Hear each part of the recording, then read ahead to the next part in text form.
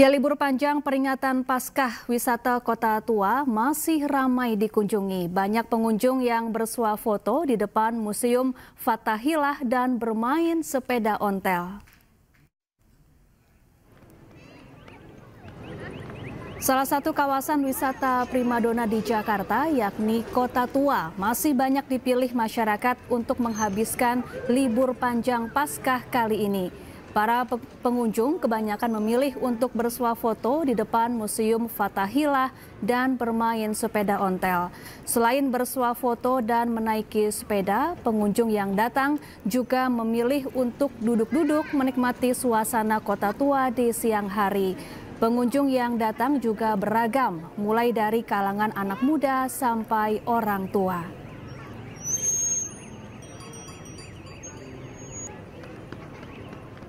Libur panjang akhir pekan, kawasan wisata Guci di Tegal, Jawa Tengah ramai. Antrean kendaraan pun mengular menuju area pemandian air panas alami.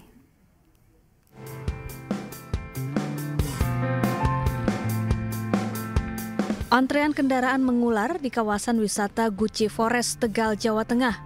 Kepadatan didominasi kendaraan pribadi dan bus pariwisata.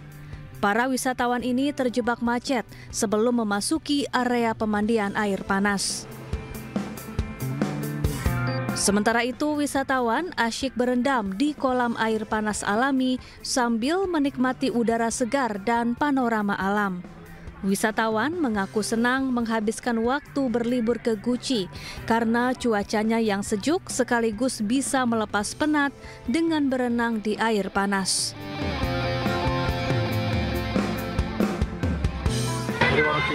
Ini libur panjang sengaja ke Guci ini, Mas?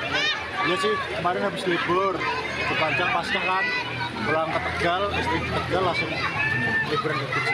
Alasannya apa, Mas, kesini? Gimana? Alasannya apa? Cari tempat wisata yang menarik lah, Guci. Jadi ada peningkatan dari hari-hari biasa. Dibandingkan dari hari-hari kemarin yang setelah Lebaran, ini cenderung lebih ramai. Kalau pengunjung dari mana, Pak? Banyakan, Pak? Ini kebanyakan sih masih dalam lingkup Kabupaten Brebes, Malang, dan Pekalongan. Tapi juga tidak sedikit juga dari Jakarta. Tidak hanya berendam air panas, wisatawan juga bisa menikmati kesegaran udara pegunungan di bawah rimbunnya hutan pinus. Tersedia pula aneka wahana ramah anak dan sejumlah penginapan. Dari Tegal, Jawa Tengah, Yunibar iNews melaporkan. Ya, untuk mengetahui keramaian liburan terkini, kita bergabung dengan rekan Aulina Iyasya di Kota Tua, Jakarta, dan Jen Cahyani dari Simpang Gadok, Bogor. Pertama kita ke Kota Tua terlebih dahulu. Ada Aulina di sana. Selamat siang, Aulina. Bagaimana suasana keramaian liburan di sana? Halo, selamat siang Syafa dan juga pemirsa. Libur memperingati Hari Paskah long weekendnya kemana nih? Kalau saya memilih Kota Tua ya. Di sini bisa dilihat di layar televisi Anda. Mungkin di belakang saya juga sudah terlihat ini banyak sekali masyarakat dari berbagai daerah yang memilih Kota Tua sebagai tujuan destinasi untuk menghabiskan waktu berlibur long weekend di hari Minggu terakhir ini. Tadi juga berdasarkan pantauan kami dari pagi sudah banyak masyarakat dari beragam usia, mulai dari anak muda, anak-anak, sampai dengan orang tua, ini memilih untuk berlibur di Kota Tua. Di mana tadi pun para masyarakat ini juga selain bersuah foto, mereka juga duduk-duduk di sekitar trotoar dan menaiki sepeda ontel, di mana sepeda ontelnya juga ini unik ya di sekitar Kota Tua ini karena ada berwarna-warni. Nah, salah satunya ini mungkin yang menarik di layar televisi Anda. Nah, ini sepeda ontelnya ya yang tadi saya ceritakan, sepeda ontelnya berwarna pink dan juga tadi ada berwarna biru, berwarna putih. Ini sangat menarik sekali yang membuat para pengunjung ini ingin menaiki sepeda ontel untuk berkeliling di sekitar kawasan wisata Kota Tua. Di mana sekitar kawasan wisata Kota Tua juga ini banyak sekali ya tempat yang bisa dikunjungi ya. Museumnya pun ada beragam, bukan hanya satu, ada Museum Fathahillah, Museum Wayang, Museum Seni, Museum Bank Indonesia. Tadi juga berdasarkan wawancara saya dengan salah satu pengunjung dari Tangerang, ia mengatakan bahwa salah satu museum di sini yang paling unik katanya adalah Museum Wayang. Dan juga ada Toko Merah, salah satu tempat yang menjadi tempat spot foto yang paling menarik bagi para pengunjung yang datang ke sini.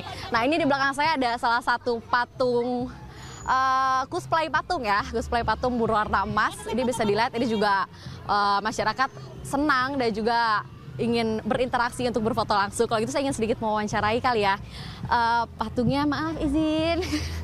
Ini mau izin langsung kita wawancara patungnya untuk ikut sebentar. Aduh, saya mau ditembak nih pemirsa. Halo, Bapak mau nanya sedikit boleh nggak? Aduh, takut nih bawa senjata nih ya Bapaknya. Bapak boleh aku mau nanya, Bapak ini cosplay sebagai apa nih di sini? Legend S. Parman. Legend S. Parman ya.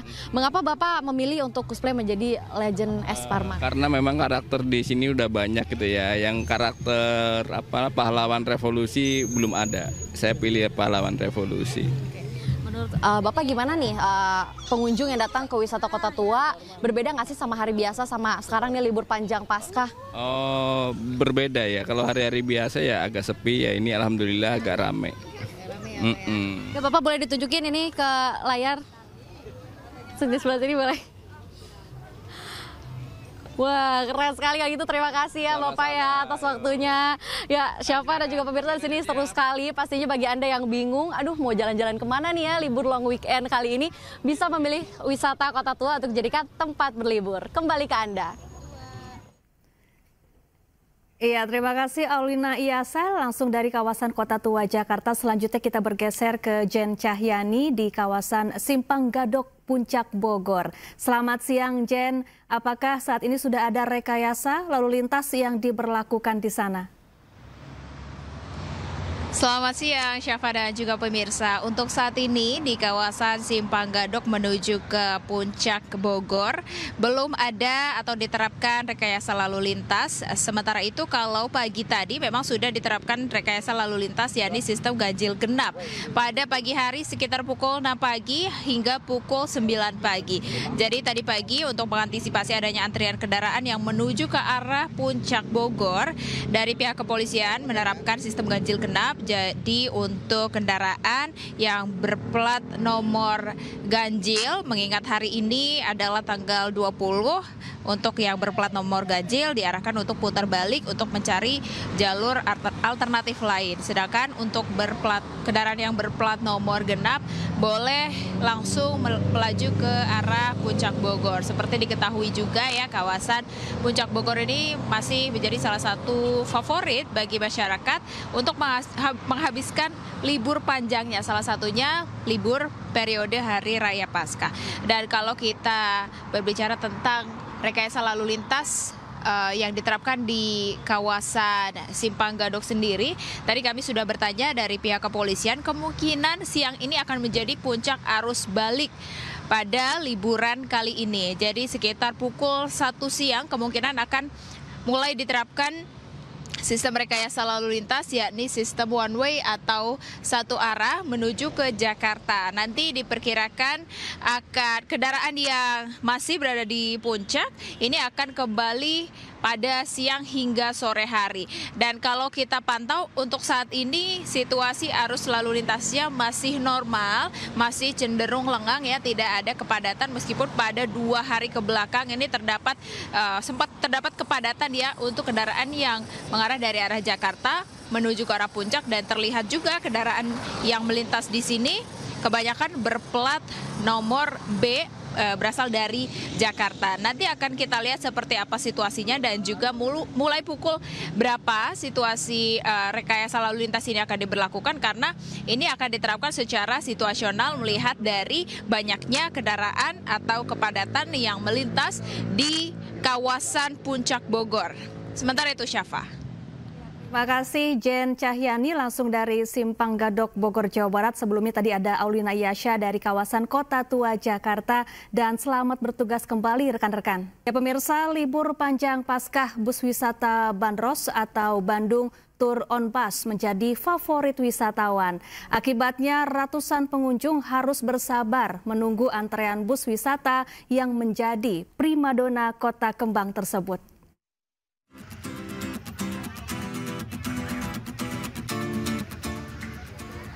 Ratusan warga, mulai dari anak-anak, remaja hingga lansia, memadati area depan Taman Alun-Alun Jalan Dalam Kaum Kota Bandung hanya untuk menunggu kedatangan bus wisata bandros. Ya, di momen libur Isa Al-Masih ini, bus wisata bandros menjadi primadona wisatawan yang tengah liburan di kota yang berjuluk Paris Van Java ini. Bahkan, mereka rela antri berjam-jam hanya untuk berkeliling menggunakan bus wisata sambil melihat tempat sejarah di tengah udara sejuk kota Bandung. Udah lama sih nggak naik ini, udah lama. Ini sama teman-teman, sama kelas. Harapannya seperti apa? Harapannya semoga kedepannya lebih baik lagi, terus Bandung makin rame sama para yang pengunjung yang mau berlibur ke sini, khususnya bandros sendiri. Di setiap momen liburan, Dinas Perhubungan Kota Bandung menerjunkan 12 unit armada yang disebar di 3 lokasi, di antaranya shelter bandros Alun-Alun, Jalan Diponegoro, serta kawasan Braga. Dalam satu hari sedikitnya ada 800 hingga 900 orang penumpang. Bus dengan kapasitas 25 orang ini beroperasi setiap hari mulai pukul 8 pagi hingga pukul 4 sore. Dari Bandung, Jawa Barat, Billy Maulana Fikran, iNews melaporkan. Pemirsa, media sosial dihebohkan dengan aksi premanisme juru parkir liar di Kota Bandung yang mematok tarif parkir Rp200.000 ke pengendara mobil. Dalam aksinya, pelaku bahkan mengancam akan merusak kendaraan korban. Emang ya parkir gitu? Ayah 200.000 sok bro. Parkir berapa tahun 200.000? Ini daerah orang kan tong sok ngatur ya. Mana asup ke daerah orang. Ya bisa gitulah kak, kayak peraturan oge atuh. Justru itu peraturan ti urang. Inilah aksi premanisme seorang lelaki diduga juru parkir liar yang meminta biaya parkir kendaraan sebesar Rp200.000. Dengan nada lantang, sang juru parkir liar menuding kendaraan tersebut parkir di wilayahnya dan harus mengikuti aturan yang ia terapkan. Bahkan ia mengancam akan membuat mobil sang perekam lecet jika menolak permintaannya. Orang bertanggung jawabnya mau mobil mana lecetnya? Baik. Mendapati laporan tersebut, Wali Kota Bandung melalui PLT Kepala Dinas Perhubungan Kota Bandung, Asep Koswara, meminta pelaku segera diamankan. Ini kami lagi meneliti, menelusuri, dan mencari di mana lokasinya dan siapa pelakunya, agar membuat efek jerah bagi pelaku-pelaku yang merugikan orang lain. Itu salah satunya. Karena itu salah satunya adalah bentuk dari premanisme. Sesuai peraturan Wali Kota Bandung nomor 66 tahun 2021, tarif layanan parkir untuk kendaraan besar bahkan sekelas truk kontainer hanya sebesar Rp7.000. Atas kejadian ini, Asep pun mengimbau setiap pemilik kendaraan yang berada di Kota Bandung untuk memarkir di lokasi yang dijaga juru parkir resmi. Dari Bandung, Jawa Barat, Billy Maulana Fikran, iNews melaporkan. Pemirsa, pakar hukum keluarga Islam menilai putusan perceraian Paula Verhoeven dengan Baim Wong sudah tepat jika berdasarkan bukti-bukti kuat. Sementara kuasa hukum Paula menegaskan pengaduan hakim ke Komisi Yudisial lebih kepada dugaan pelanggaran kode etik bukan pertimbangan putusan.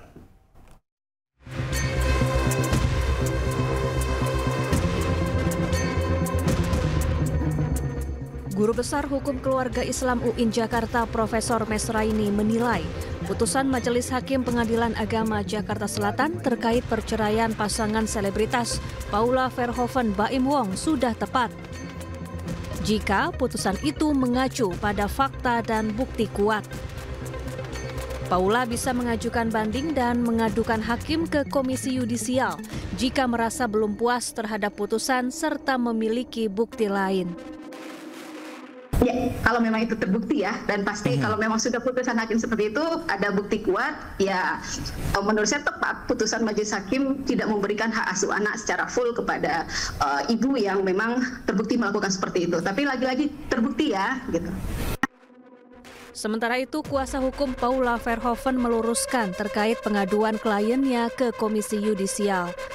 Alfon menegaskan pengaduan ke KY mengenai perilaku hakim yang diduga melanggar kode etik, bukan terkait pertimbangannya dalam memutus perkara perceraian.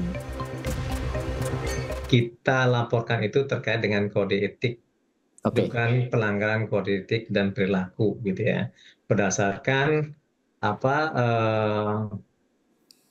berdasarkan pedoman kode etik ya, keputusan bersama Ketua Mahkamah Agung RI dan Komisi Yudisial nomor 047 atau 028 tahun 2009.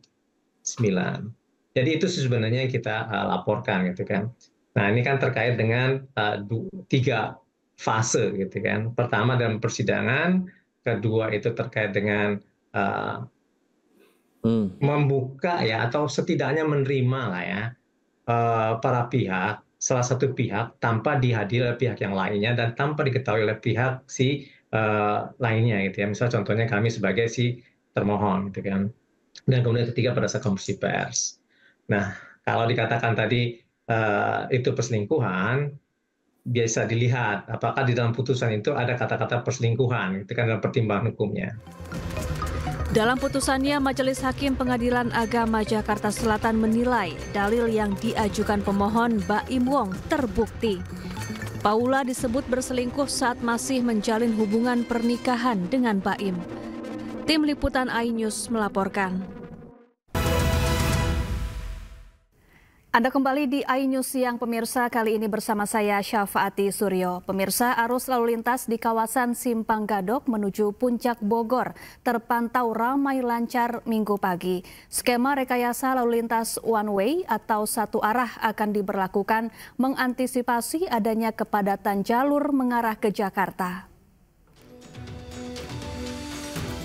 Libur panjang Hari Raya Paskah dimanfaatkan masyarakat untuk berlibur, salah satunya ke Puncak Bogor.